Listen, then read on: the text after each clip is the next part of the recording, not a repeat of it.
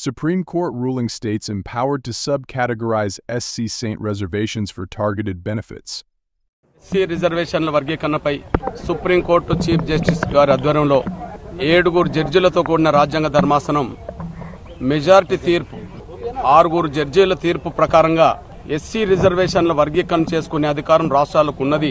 గతంలో రాష్ట్రాలకు లేదనే తీర్పును మేము వ్యతిరేకిస్తున్నామని చెప్పి న్యాయం వైపు తీర్పు చెప్పడం జరిగింది. న్యాయం కోసం చేసిన పోరాటం, ధర్మం కోసం చేసిన పోరాటం ఇవాళ విజయం సాధించింది. ఆనాడు చెప్పాం 30 ఏళ్ల తపనతో కూడిన పోరాటం జరిగింది. ఒక జాతికి జరిగిన అన్యాయాన్ని సరిదిద్దడం కోసం జరిగిన పోరాటంలో, జాతిని గెలిపించుకోవడం కోసం జరిగిన పోరాటంలో ఎంతో మంది ఎంఆర్పిఎస్ నేతలు తమ ప్రాణాలను కోల్పోయారు. వారికి ఈనాటి విజయాన్ని అంకితమిస్తుంది. ప్రధాని మోదీతో పాటు సహకరించిన నేతలందరికీ థాంక్స్ చెప్పారు మందకృష్ణ మాదిగ.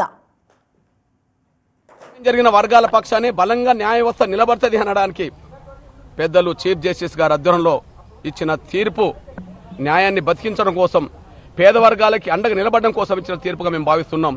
తీర్పును ప్రకటించిన ఎస్సీ వర్గీకరణకు అనుకూలంగా తీర్పును ప్రకటించిన న్యాయమూర్తులందరికీ ప్రత్యేకంగా ధన్యవాదాలు చెప్తున్నాం. అంతేకాకుండా ఈ ప్రక్రియ వేగవంతం కావడానికి చాలా మంది పెద్దల మద్దతు ఉన్నది. ఈ ప్రక్రియ ముందుకు నడిపించే ప్రయత్నంలో కేంద్ర ప్రభుత్వానికి సంబంధించిన గౌరవ ప్రధానమంత్రి గౌరవ నరేంద్ర మోడీ గారు కూడా చొరవ తీసుకున్నాడు. ఆయనకు మేము ప్రత్యేక ధన్యవాదాలు చెప్తున్నాం. అమిత్ షా గారు చొరవ తీసుకున్నాడు, ఆయనకు ధన్యవాదాలు చెప్తున్నాం. అదే సమయంలో గతంలో ఈ ప్రక్రియను ముందుకు నడిపించే ప్రయత్నంలో పెద్దలు వెంకయ్య నాయుడు గారు చొరవ తీసుకున్నాడు, ఆయనకు మేము ధన్యవాదాలు చెప్తున్నాం. ఇప్పుడున్న పరిస్థితిలో కిషన్ రెడ్డి గారు దీని భుజాన్ని వేసుకొని ముందుకు నడిపించే ప్రయత్నం చేశాడు, ఆయనకు ధన్యవాదాలు చెప్తున్నాం. అదే సమయంలో రఘునందన్ రావు నుంచి మొదలుకుంటే, సంజయ్ గారి నుంచి మొదలుకుంటే, ఈటల రాజేంద్ర గారి నుంచి మొదలుకుంటే ప్రతి ఒక్కరి పాత్ర, ప్రతి ఒక్కరి బాధ్యత కూడా ఈ విజయంలో ఉన్నది. వాళ్ళందరికీ నేను ధన్యవాదాలు కూడా తెలియజేస్తున్నాను.